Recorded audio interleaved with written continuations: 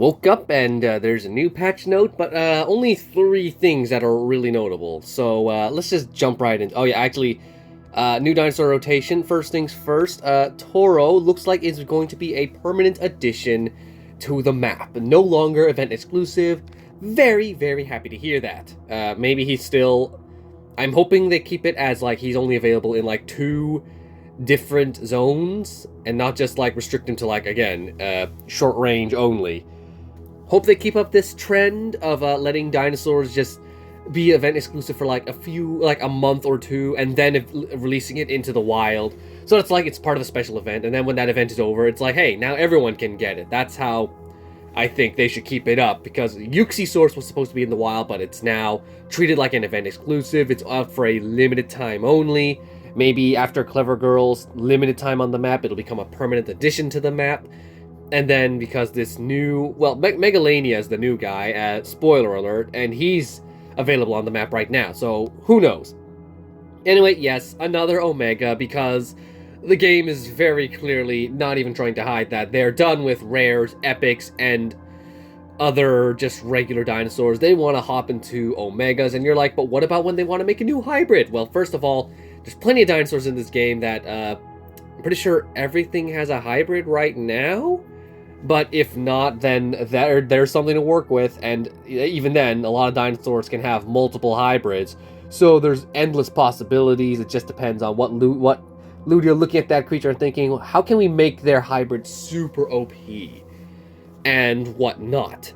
And then once they're out of ideas, they'll just make Omega hybrids. As in, like, since Omegas can be whatever level they want, they can literally make... Say you have to level up your Diabloceratops to level 10 in order to hybridize with, what's a rare? Megalosaurus. Or maybe you have to upgrade Toro to level 20 in order to fuse with Panthera Blythea. So who really knows what the future holds? Megalania needs no introduction. Everyone and their mother knows who Megalania is. It's basically just the extinct monitor lizard. Everyone associates it with the Komodo dragon. It looks like it has a bunch of afflicting abilities, but for some reason they renamed it Degenerating Strike. And then remember Devious? The Devious line? What the Devious Strike, which was for the Oviraptor, and now suddenly Megalania has it too, and it has a completely different icon. Yeah, names don't make sense in this game anymore. Minor, like, they have like 2 different names for the affliction type of ability. It's insane. And lockdown pressure, it's just annoying. Also, finally, Constrictoraptor is here, still waiting for Magnarap. Actually, hearing this, especially with the way they worded this, the unique Constrictoraptor is the first super hybrid of an upcoming series. Now, in the patch notes, they said that Magnaraptor was supposed to be Magnapirator and Alloraptor, which got me excited.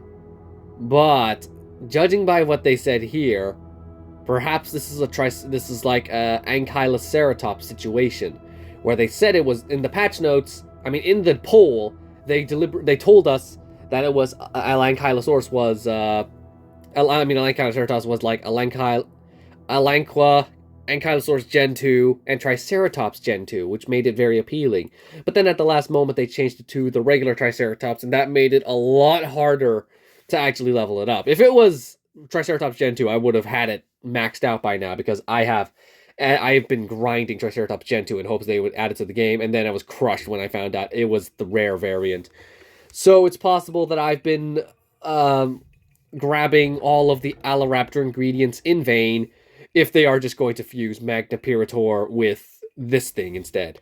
But it's not that bad as Constrictoraptor. I have been harvesting Panthera's DNA to unlock this creature, since it was in the patch notes for quite a long time. Like at the beginning of the year, I knew it was coming. Cautious Retreat, Berserk Clawed Revenge, Berserk Biting Revenge, and Stall, and a new reactive ability, which doesn't really matter, for most of us won't be able to unlock it. Venomous Counter, which is Finally, we're getting a proper distracting, the only distracting counter that really exists. All the other ones are like, oh, we just make sure you deal a little bit less damage. This one's like, no, half your damage. That's how it should have been. That's what distracting dinosaurs need. Not this little baby distraction. Ugh. Lockdown, impact on escape, which is basically exactly what it sounds like. You try to run away from this thing, it's gonna bite back hard. This thing has no swap-ins because you're not trying to swap into this thing. You're trying to get this thing on the revenge. And, okay, it's basically Panthera's moves, except it looks like it's added a distraction and a dodge while it's running away to deal with, because a lot of dinosaurs have moves like this, the lockdown, impacting, rampage, whatever. So it's good so that it can have some little extra defense while it runs away. And at the same time, it also has this new ability called Stall, which, is that even listed with the rest of the abilities? Oh, okay, yep, we closed that one. Stall. Is Stall even... Oh, wait, no, that's something else. No, they don't even tell us what Panthera's the new Panthera hybrid's abilities are. They give us everyone else's abilities, including the update for one of the old creatures, which is one I'm actually pretty excited about. It's Pterovexus. One of my dudes from the old days. I remember I loved this dude. But then it got nerfed the moment I unlocked it. And I was so angry. And then it just turned out it just didn't really matter because it wasn't even a good creature to begin with. And it just became, they gave it a slight buff, but it was like such a pathetically small buff that didn't really matter. And now they've completely overhauled it. Like completely make this into a brand new creature, basically. And since, okay, what is Pterovexus' ingredients? Gallimimus, Monolophosaurus, regular one, the epic version, and Darwinopteryx. The Darwin dude. Oh my gosh, I forgot his name. How did I forget that? Anyway, those three are pretty easy creatures to get. I don't think I have ever used my Monolophosaurus DNA or even my Darwinopterus DNA. Okay, no, it's bugging me. What is it really called? I know, I'm right. It is Darwinopterus. Also, remember when this field guide was a thing? When it was the most helpful thing? I don't think they've updated it. They haven't updated it in ages. We have no Beelzebufo. So, yeah, this app is kind of useless now, which is a bit frustrating because I rely on this so I can keep track on which of my creatures have boosts and which ones don't. So it really prevents me from actually investing into new creatures since most of them aren't here. So the new ability, Swap In Duel, which has a countering symbol, so not fun. Target the fastest, this is for Pterovexus, by the way. Swap in, nullify the opponents, afflict them by 100% lasting one turn, and then pin them. And then also pin yourself, so it's just a showdown. Actually, yeah, that makes sense. Swap In Duel. I wish they would, I hope in the future, they add the reverse of affliction, like boosting. That way you can have they could be a little workaround creatures who have 50% stun resistance. Then it has like the opposite of affliction, which is, I don't know, reinforcement. So it boosts the immunities, and then it becomes just immune to stun or something. That sort of thing. And then maybe even just solo afflictions, like afflict, distraction, afflict, whatever. Maybe I'm thinking too ahead of myself. Razor Beak, which is basically a double attack, which is... It's a very weird number, but a double attack is always helpful when dealing with flocks who have like... They have like a sliver of health left on one last creature. So then with an attack like this, you can attack that guy and then still deal more damage to the other guy without just being a full-on group attack. Claw Slate, with this one I don't understand. It makes it so you and the opponent runs away at the same time. I'm not sure why you would consider having this ability. Maybe that's like a last resort. If it's like you're in a bad situation where if your opponent stays in, he'll get stronger, and then you're also in a very bad situation, so you both need to run. Maybe if there was a healing attached to this retreat, it would be a lot better. And then we have Alert Harpy, which is basically a rampaging wound, but then while it's threatened, it just heals a pathetic amount of HP and increases its armor. I don't know why they decided, oh, healing abilities now only deal half of your damage stat. So then it's like Pterovexus has like, I think they updated to like 1450. So that's about 700 HP healing, which is a pathetic amount of HP to heal. Why can't we go back to dinosaurs who healed, like Diloranchirus, who heals just massive amount, like full-on attack stat? Just have that for Pterovexus. Don't stop meeting halfway and saying, oh, this is the new healing stuff. It's confusing. It's just confusing. The last of Pterovexus' abilities looks like Exhaust here, which just reduces more of the resistance. It is like Exhaust, right? I think that's it. If we look at it, Exhaust is like one of its it's like secondary abilities. So I don't even think this deals damage. No, it does. It does like a weird amount of damage, and then it nullifies, and then it's like, it just pretty solid move to have to just reduce resistances. So this dude, so this update is really leaning heavy on these afflicting abilities, which I'm glad. It should have been this way the last few updates. We should have had more affliction abilities rather than just keeping it restricted to the frog. And really, we should have more epics and commons. No, not commons. Not many. There are plenty of commons who don't even have resistances, so that's useless. Rares and epics who need this affliction thing. Mostly the epics and legendaries, honestly, because there are lots of. That's where the resistances really become a problem, especially for Scorpion, the frogs, Panthera, Rexy. That's where we need affliction. Yes, we need it in the unique and the apex tier as well, but let's speak widespread. It's very obvious that Ludia just wants to reinforce the end game, and they just don't care about the early game anymore. So then, Devious Impact, I haven't even read this one. Deal 1.5 damage, afflict all resistances by 40% for 1 turn, bleed, and then reduce damage. I would have updated this icon to have, let me just switch to red, the bleed and the claws, because that would really tell you what this ability does.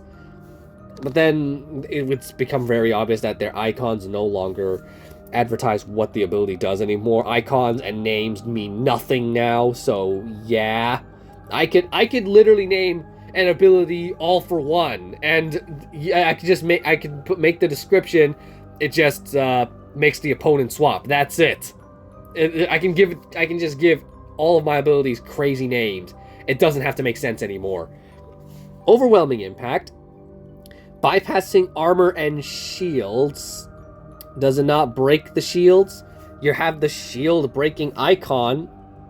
So it doesn't break the shield, it just bypasses the shield. Very interesting. Okay, sure, why not? Afflict all resistances. You have no affliction ability right there. 75% chance to stun. Heal by... heal... Devour heal, basically. Why not just say that? And then, bleed max HP again? Yes it does. Okay, so this ability is for Megalania, is just doing a crazy amount, and this icon doesn't even tell you, it only tells you like half of what this ability is supposed to do. Thanks, Ludia. Lockdown pressure, target lowest HP, opponent, afflict all resistances. Megalania is really just laying heavy on those resistances, afflictions, which I'm actually pretty happy about, honestly. Are these all of Megalania's abilities? Is that it? If I just check it, all of its abilities will deal. So that one doesn't say it, but it does also afflict. And no escape does not afflict. So yes, every one of Megalania's abilities afflicts. So you really need something like Inditaurus who can just cleanse against it, because they said they updated the cleansing abilities to cleanse afflictions, which should have been the case to begin with.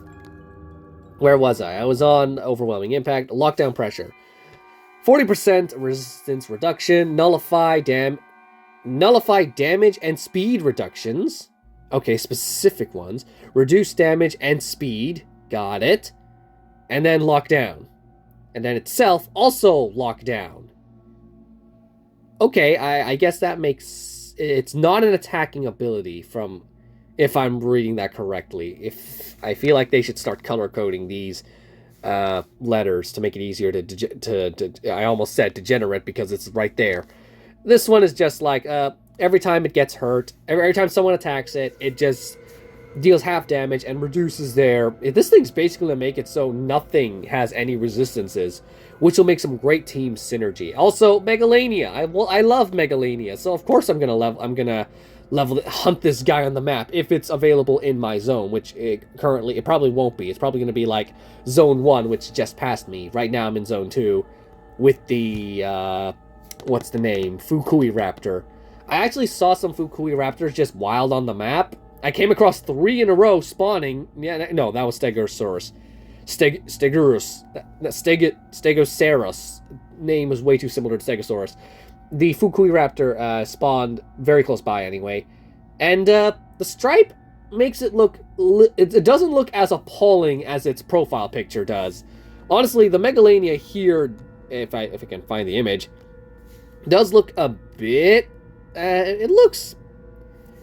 It's on the borderline of looking good and borderline uncanny. So, it's a mid. Again, the profiles don't mean anything anymore either, because when I first saw Clever Girl, she looked like a good guy raptor from that profile alone. But then in the game, she actually looks pretty nasty.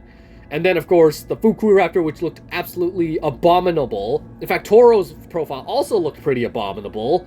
And then when I look in the game, they actually look pretty nice. Fukui Raptor, while I would have preferred some feathers, is nowhere near as ugly as I thought it would be. Toro also looks very nice. A hell of a lot better than Bumpy, who has a very nice looking profile, but a very ugly in-game model. Anyway, there's really not much else for me to go over. Excited to see Megalania. Not too jazzed about it being an Omega, especially though I am glad it is just out on the map. And I don't know what the shot limit for Megalania is anymore, because, I mean, for any of the Omegas. I think they updated it for the Diabloceratops and the Stegurus, but this guy, don't know. I don't know anymore. Ludia just loves keeping secrets and then making changes without telling anyone. Like, apparently they changed Rexy's ability. They made it so they said they updated Rexy's ability. I thought it was a nerf, but it turns out no, it was a buff. Rexy is now always fast.